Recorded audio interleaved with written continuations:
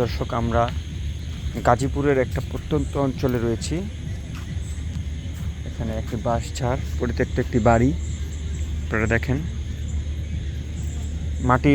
মাটির একটি ঘর পরিত্যক্ত, পেঁচা ডাকছে। এখানে একটি বট গাছ, বিশাল আকারের বট গাছ। ওরে মা, এটা তো পুরো ভয়ঙ্কর। আউযু বিল্লাহি মিনাশ শাইতানির রাজিম। আউযু বিল্লাহি। এই সেই বট গাছ, এখানে অনেক পাঁচ দেওয়ার ঘটনা আছে। অনেকে নাকি শাইতানির রাজিম। বিসমিল্লাহির রহমানির রহিম। বর্ষার জিন দেখছি, এটার ভিতরে জিন। এই বিশাল বট গাছ, বিশাল। দেখছো কত বড়? এই বট গাছের ডালের মধ্যে অনেক জিন বসা থাকে, অনেক অন্ধকারে। আবার লাইটিং এসেছি আজকে জিন দেখি। শাইতানির রাজিম। বিসমিল্লাহির রহমানির রহিম। তো ভয়ঙ্কর পাগল ভাই, পাথর ফেলেছে। তার মানে ওই এদিকে তো কবরস্থান।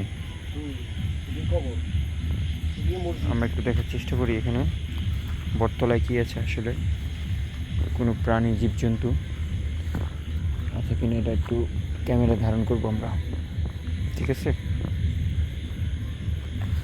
আসলে ভয়ের কিছু নাই। পৃথিবীর যে জায়গায় যান অনেক কিছুই থাকতে পারে। সব জায়গায় আল্লাহর উপর বিশ্বাস রেখে সামনে আগাতে হবে। আয় ওদিকে যাই, ওদিকে আয়। আপনাদের একটু দেখাই, এখানে আমাদের লাইটটা ঘুরে আমাদের দিকে। আমি আর তানভীর আছি। হ্যাঁ, সাহসিকতার পরিচয় দেবো আমরা কতটা সাহসী, ঠিক আছে? আউযু বিল্লাহি মিনাশ শাইতানির রাজিম। বিসমিল্লাহির রহমানির রহিম। একটা পেঁচা ডাকে, একটু পর কিন্তু একটা পেঁচা ডাকতেছে, খুব ভয়ঙ্কর লাগতেছে। উপরে একটা জোনাকি টিপ করে চলতেছে। জোনাকি কই? একটু বাড়িতে যাওয়ার রাস্তা। এদিকে, এই যে উপরে। কিছু নেই, কিন্তু বাড়িতে যাওয়ার রাস্তা। হ্যাঁ, বাড়িতে না, মসজিদ। রাস্তার পাশেই কিন্তু মসজিদ ওই সাইড দিয়ে বাড়ি। এই গর্ত দিয়ে কি দেখা যায় দেখি তো। খুব ভয়ঙ্কর, খুবই ভয়ঙ্কর। মাটির ঘর, পুরা মাটির ঘর। পোড়া মাটির ঘর, ঠিক আছে?